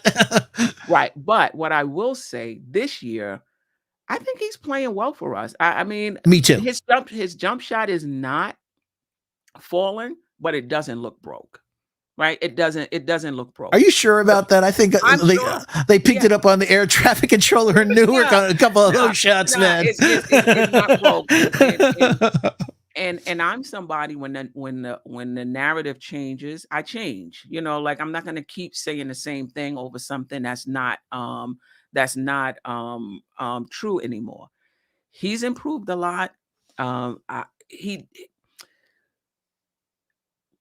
What I like about him, even on a fast break, when he's finishing, it's not just dunks. Like it's the layups. He has good body control. He has good either touch, hand. Good touch around the basket as well. He has good playmaking skills, as well. They don't utilize that enough, especially at the pinch post. Let him. Correct.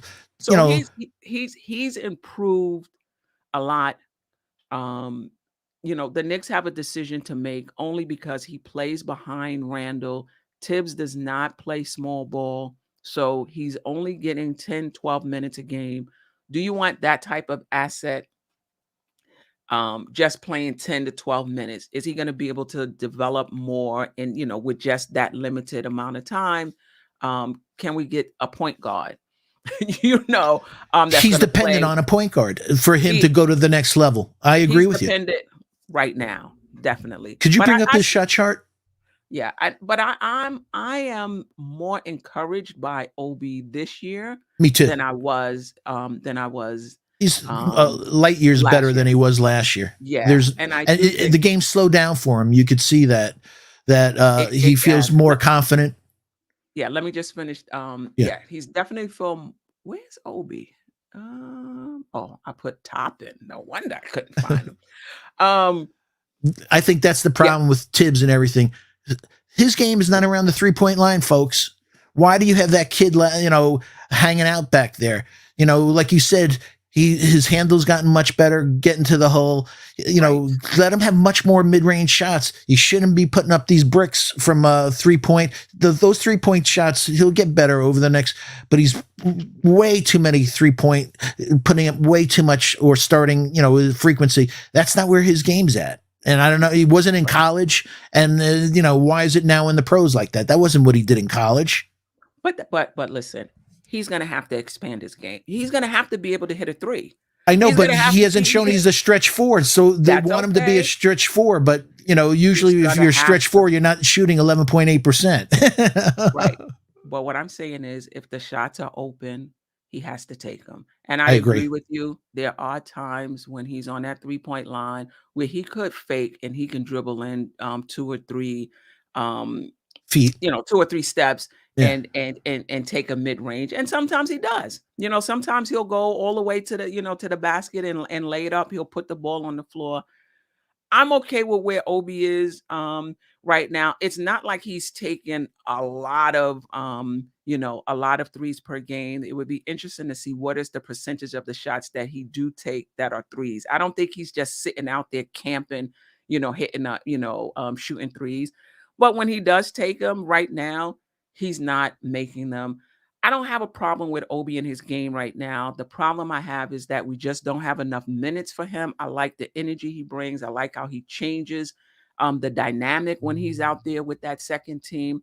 But again, 10 to 12 minutes is not enough. If you're not going to play small ball, I say move him. As far as IQ, I don't have a problem with IQ on the ball. I just don't have a problem with IQ on the ball. Sometimes he does, you know, come out and take like terrible shots. But this is what Thibbs told him. Thibbs told him not to be pass first. And Rose is not pass first either. Rose is a shoot first point guard. Well, But for a he second, I can hit. thought you put Rose and Quickly in the same sentence. For a second, I thought you. Yeah, no, I am in the sense that Rose is a shoot first point guard who does get people involved if he sees them. Quickly is a first point guard shooting guard point guard when he plays that position. But what Tibbs told him was right. You look for Especially your last shot. year's team. Right, but even this year, you look for your shot first. When the defense adjusts to you, then you make the right reads. We have to keep in mind point guard is not what it used to be. That's for sure. Chris Paul, it is dominated by shoot first point guards. And as the defense adjusts to you, now you get other people involved. And it used to be the other way around. So again, I'm not gonna put a ceiling on Quickly. I'm not gonna say what he can't be. I'm just gonna say right now, I don't have a problem with Quickly handling the ball. I do have a problem with him putting up bad shots. Or I taking need foul shot floaters. That's called a mid range jumper. Don't give me a floater from the foul line, please, Quick. right, but I think he's doing better. I think he's doing better with that. And I Yeah, I love love the that fact. new shot off the backboard that he's had where he drives. Absolutely, That's yeah, sweet. Hey, I got yeah. the figures I just brought it up for Obi. He's Mhm. shooting this year for frequency. 72% of his shots are at the rim.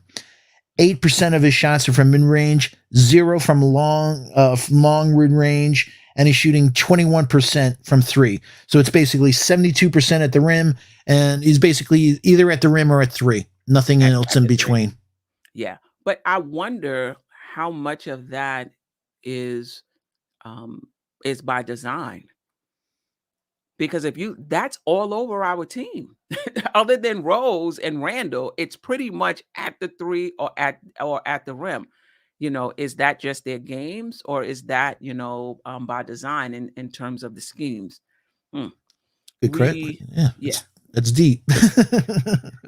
Yeah, I'm not, I'm not sure about that. Anything else about the I just like them um to keep the second team. I think they're tight with Nerlens, everybody there. I think that's, and them playing. Our second team is so much better than everybody else's second team that I think it's a competitive advantage that I'm hoping that we can keep that. maybe make a trade for a point guard. And it doesn't have to be, you can't get a star in this league, but whether, Right. I don't know if we can get a Murray because he is an excellent player, but even a Jalen Brunson or something like that, who's a professional who could run the team. He's not gonna, but he's a professional. Right. He's a coach's son. He knows what to do. And Right. like you said, to put the guys in their spots. That's what this Right. league's about. Putting Right. the guys in their spots so they can be successful. But you got to get somebody that Randall that's going to be able to wave Randall off. I mean, I Where think part of it is the coaching staff, and this could have been part of the roster construction, like them understanding the type of player Randall is and trying to get other players around him that could play off the ball. Randall can't really play off the ball. He's not a catch and shoot. He's not a catch and shoot guy. uh, So that's it going to doesn't be mean he interesting. can't be one day. We've seen him develop other elements of his game, That's but true. maybe That's true. That's true. maybe That's a he good point. can't maybe he can become that. But like you said, at this point, it's almost like he gets the ball, he has to dribble. You don't Right. always have to dribble, man. Especially Right. if they set a screen for the guy. Right. Shout out to the chat. Bayside of IQ will wave off Randall as he takes his logo heat check, which is true. Which is true. I mean, Yo, he's there's a happening. yeah, there's a few players. IQ is one. Burke is another one. Rose. Those guys, you're right, will definitely blow off Randall and get their shot. Yeah. Um, all right, so that's it. For the bench, I would like to see this is the point I wanna make. We can't try to keep the bench intact at the expense of the starting unit. I mean, I just think that the bench may have to take a hit if we need to move somebody into that starting lineup because right now, it's a disaster. Now, I agree.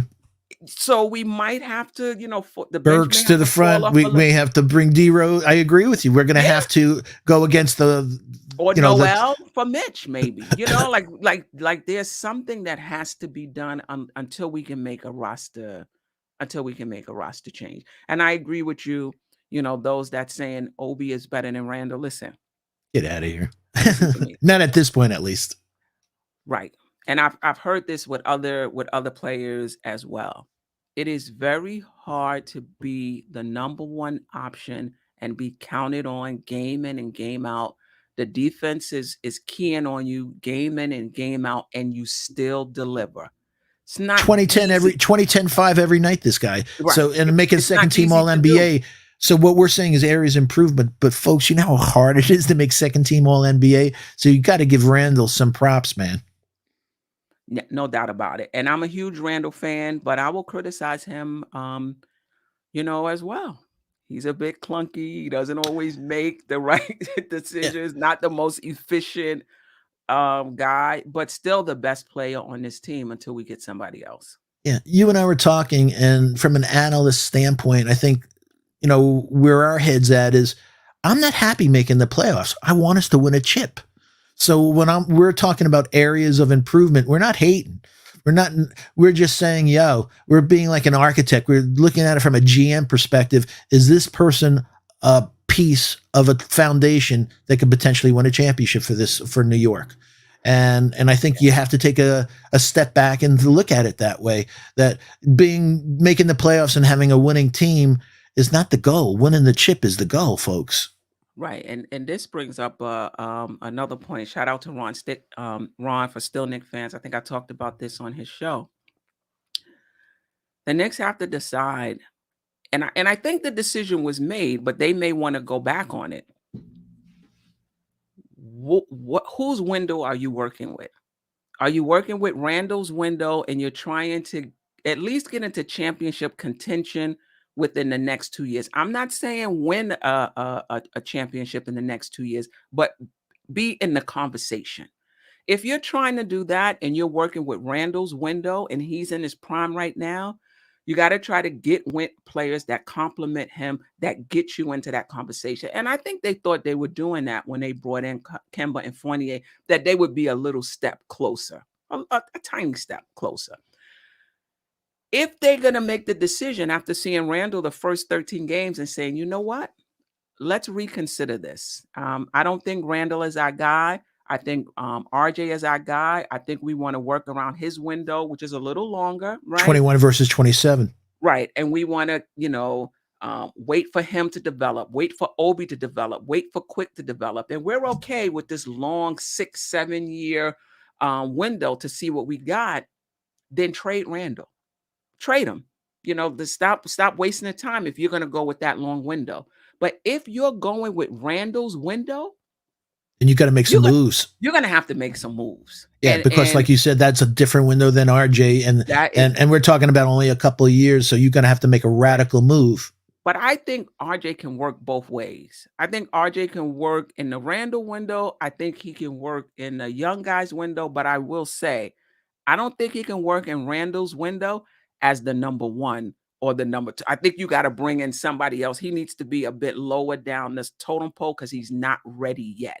And I'm It's a and maybe process. Yeah, you don't it's want a to, process. and but you also we know the mental game is so important in this league that you don't want to hurt RJ's.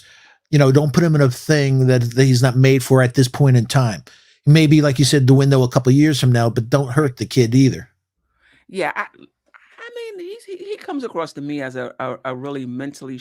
Oh, you mean in terms of putting a lot of pressure on him to try to Yes, like you produce and said, to if be bring that in guy? if your Gotcha, window is gotcha. Randall, then bring in Right. a player like that and let him Correct. mature Correct. and Correct. and his game will Correct. come together. But if you're expecting Right. him to play at a level that's 2 years away, Right. him playing at Right. 23 when Right. he's only Right. 21. Right. Yeah.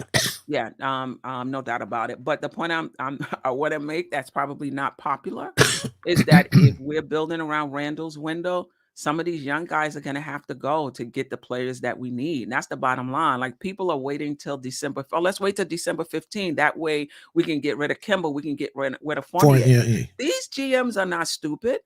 yeah, They're going to ask for a Quick. They're going to ask for an Obi, yeah. maybe in addition to a Fournier, right? And so the Knicks have, decisions to make, or they could just play the season out, the way it is. And I doubt we get the fourth seed um, at this point with this team, unless there's a miraculous turnaround. Yeah. And folks, there's no point guard of the future for the next 3 years in the 2022 draft. So there's no magic thing that we're going to say, even if we're off, we're going to get somebody. No, it's not that way, man. And like I said, what we just saw with Book Knight, all these guys that were top rated, you just don't come into this league like that. You have to be really special. You see Cade having issues, and he Right, was generational. right, right, right. White Falcon, Foxy, and IQ hater. Listen, I'm not a high IQ some hitter. players we like, some players we, don't like. Listen, Foxy's been around for a long time. I've been watching the Knicks since the mid 80s. You see players pop early, flame out. You see players that don't look like crap the first 3 years turn into all-stars, turn into all NBA players. So when you have that long of a history, it's hard to get excited about a guy. You're like, I got to see a bit more. I got to see more. Because I've seen guys pop and flatten out. So I need to see more. So um I'm okay with IQ. I'm okay with Quickly. In my opinion, I mean, Obi, there's nobody on this team that is an untouchable if the right trade comes across the desk. To make a championship team. That's the idea.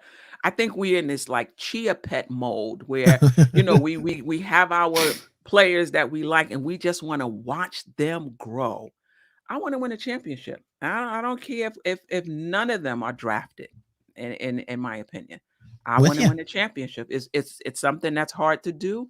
And if some of our guys that we drafted are on that team and helps us get there, that's great. If not, I'm okay with that too. Before we get out of here, I just want to give you the opportunity. I know you have some strong opinions about Tibbs, so I'll give you the opportunity to talk a little bit about Tibbs before we get out of here. Hey, I'll give credit. He's coach of the year. You made a miraculous turnaround last year, but even last year, I was, people. I'm a, White Falcon. Now I'm a Thibbs hater. That I'm sure White Falcon loved the misses Quick had over the last two games. I'm glad his 3-point shots falling, but man, did he miss some critical shots during the crunch time. So, but getting back on Thibbs, I wasn't happy last year. His rotations drive me crazy. There's times he does that. Like I said, I brought up the cooler stuff where, why are you doing that, man? Last night, like I said, I have no problem you putting in your starters when your starters shots are not dropping, but I have an issue if your starters effort was not there. Teach them a lesson. If the second team brought us back all the way, then let them go all the way. I just, like I said, the identity of this team now. Last year I knew it was defense. I don't know what the identity of this team is. In the offensive scheme, putting up more 3-pointers, that's the solution. I want them to play the kids more, meaning Deuce and Grimes, see what we have. If not, it gives us more information. More information allows you to make better decisions. And that's what I'm looking. But, the closing lineup, a few things. Why isn't D Rose in there? Those things, it's easy to be a backseat driver. I know that, but, Thibbs is a very rigid guy. He's old school that way. Right. 4 minutes, we're making the change, but the guy's hot. Nope. 4 minutes, we got to make our substitutions. So there's times I just don't feel he has his finger on the pulse of a game, that you gotta let the flow go. Like I said, whether it's the basketball god, somebody's hot, or you just can't be so rigid. So, hey, he's a fine coach, but Thibbs is 25-36 playoff record. He's 2-8 in his last 10 playoff games. And a lot of that had to do with adjustments. Folks, I hope you didn't forget what happened in Atlanta last year. I hope you don't forget what happened in Miami last season. I hope you don't forget what happened with Toronto. He gets coached a lot of times. I don't mean anything. He doesn't make the adjustments. He's a great defensive coach, but we don't have the great defensive players for him to be a great defensive coach this year. So, but there's always Johnny Bryant. I'm not. Listen, I'm not looking for that. You're only as good as the guys, like you touched on earlier, Queen. It's the front office. He's at the mercy of the people that he gives him to coach. So a lot of the front office, it falls on their shoulders. I think Thibbs double crossed them last year. We outperformed. I think they were like, hey, let's sign Peyton again. Let's sign Burks again. Let's sign Bullock. And maybe we'll get Cade. Maybe we'll get a top 3 draft choice and we'll change the franchise. Oh my God, we went 41-31. Wow, that wasn't what we were expecting. Now we have the 19th pick and we're just going to get guys that maybe could be role players or we'll see. So it's, but I definitely want Thibbs to not be so rigid. I want him to get better flow of the game and, and like I said, I wish his rotations weren't so crazy, man. Yeah, I mean, I will agree that I do think that he's rigid. I think he does have his way of doing things. I think that he's okay in terms of making adjustments between games, or During the game, I'm worried about. yeah, during the game is definitely an issue. But I will say in Tibbs' defense, he's not the only coach like that. Van Gundy, I saw him and he said the same thing. He said there's 2 ways you can go about it. He said, yes, you can allow a guy to continue, but you also have to think about minutes. You have to think about rebound. I mean, rotations. You have to think about who's going to be available down the stretch to close games. So he said, some coaches do allow a hot player to continue to play and play minutes, but there are many, many coaches who have their rotations, have their minutes, have who they want to close, and they like to stick with that. So Tibbs is just one of those guys. That's just who, that's just who he is. I don't think he's the only one, but it's possible, the coach that gets you there is not always the coach that carries you through. And it's possible that, that may be the case as far as Tibbs is concerned. As far as the front office, I think the front office had a good hand, a big part in constructing this team. You cannot tell me that Tibbs was on board 100% with Kimba and Fournier. I think he had some reservations, about it, but I guess he felt like, as a team, we can overcome it. and we'll be better. And listen, it's not the first time an organization makes changes hoping it'll work out, and it doesn't. Look at Boston when they brought in Kyrie. Look at Boston when they brought in Kimba. You think there's no guarantees. You think that it's gonna work, and sometimes it doesn't. It's still early. It looks like it's not working, but it's still early. There's no, Yeah, but there's no alarm crystal bells ball. went off. Alarm bells should have went off. OKC traded Al Horford, Moses Brown, and a draft pick to get Kemba. Had a giant contract, and they bought him out and released him. Why would a team do that? In my book, a team would only do that if they feel that the guy is washed, that he just doesn't. He's not the There's same another player. reason. They're a Okay, young team. They're a young team. So why do we want a veteran like Kim? That's the same thing Houston is doing. We're a young team. We don't want Wall taking minutes away. Wall is on the team and Wall is not even playing. So that could be the other reason as well. We're a young team. We don't need a vet, taking up minutes. We're not going to play him over Giddy. We're not going to play him over Shy Alexander. We're just not. So that could be another good reason point. as well. But you know what? Do me a favor, then, Houston. Buy out John Wall and let us pick him up. Yeah, I mean John Wall has an injury. Like I'm not one for players when and I need a player, even if they don't have a high ceiling. I just need somebody that I know is going to be Dependable, available. I do durable. not like dependent on guys that at any minute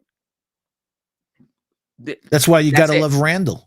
That dude You is know? durable, man. So with everything, we don't have to worry about Randall, but we have to light a candle for our fives every game. Right. And listen, I'm not saying that because you don't have an injury history, you won't get injured. You definitely can, but the risk is higher if you have an injury history. And I watched Wall play last year. He looked, he looked okay. He definitely wasn't, the Wall of old in terms of efficiency, but He as still far as his game was blazes. concerned, yeah, I was really surprised. I was really And surprised that's at his something this team speed. doesn't have. I would not trade for for Wall, folks. I'm Right. saying the very same thing as Kemba. If you don't have to absorb a contract like, then I'd take him on the cheap. Like we got Kemba, but I wouldn't ever trade for Wall in that contract. No way, Right. no how. Right. So that's Right. I just wanted to clarify that, folks. Right. Yeah, yeah, no doubt about it. And I would have taken Wall over if you're gonna choose between one injured player, prone player, and another one. Um, yeah, I would have taken Wall, but for that contract, I'd never go mm, for that contract. Crazy. never, I wouldn't go for never. Dame's contract and he's not injured. The only reason I wouldn't go for Dame is his age and how small the window is to win.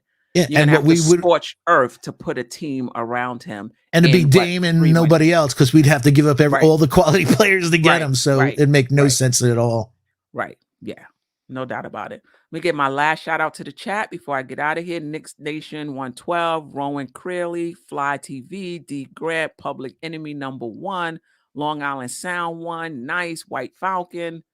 I So probably my won't get partner Keith out there, Sports Vibe TV, folks, oh tomorrow at 8 Keys. o'clock. Yeah, Yeah. yeah, So hey Keith, that's hope you true. have a good day. Yeah, you can actually when we do last words, you could talk more about that as well. Bayside of JR, Charles Barkley is in the house. Okay, nice.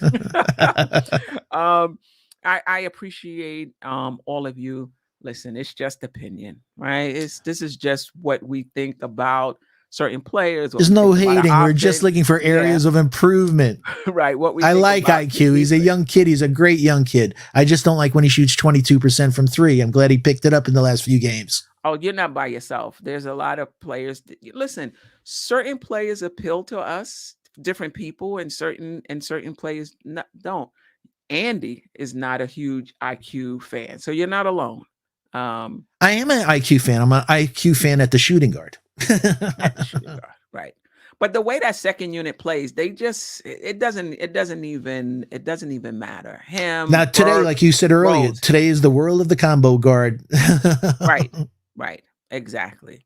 Um, but anyway, we're out of here. Any last words? No, Queen, thank you. Thank you, Sim. I really appreciate the invite. I had a great time just chilling with you, with the family, the MBK family, the SV Nation, and everybody. Thank you so much. I really enjoyed this. Looking forward, maybe do it again in the future. Yeah, maybe we'll do a half a season a review. I appreciate you, Foxy. Much respect for the work that you do. I've seen you around, and I was always hoping I would get the opportunity to do a show with you. I'm glad when I reached out that you said you would. So thank you so much. His show again with Keith, Sports Vibe TV, Sunday, 8 p.m. Every Sunday, 8 p.m., correct? All right. Correct. Yes, and I will be doing the Queen's Court this Tuesday. This was a special edition of the Queen's Court, so I will be back Tuesday 8:30 because the Knicks play Monday, and of course, right here on MBK for every Knick game, we got that pregame, we got that post game. For most games, we have that shoot around. We got you covered for all your Knicks needs. Check us out, Word. Josh, aka Uncle Fulio, the controversy. His show is on this channel as well. Ron Still Knicks fans, Ron and John from the Still Knicks fans, has the NBA report that talks about the other teams, what's going on in the NBA, particularly in the Eastern Conference as it relates to the New York Knicks. We need that. That is definitely a welcome addition to the MBK family of shows. And with that, ladies and gentlemen, be easy. See you Tuesday.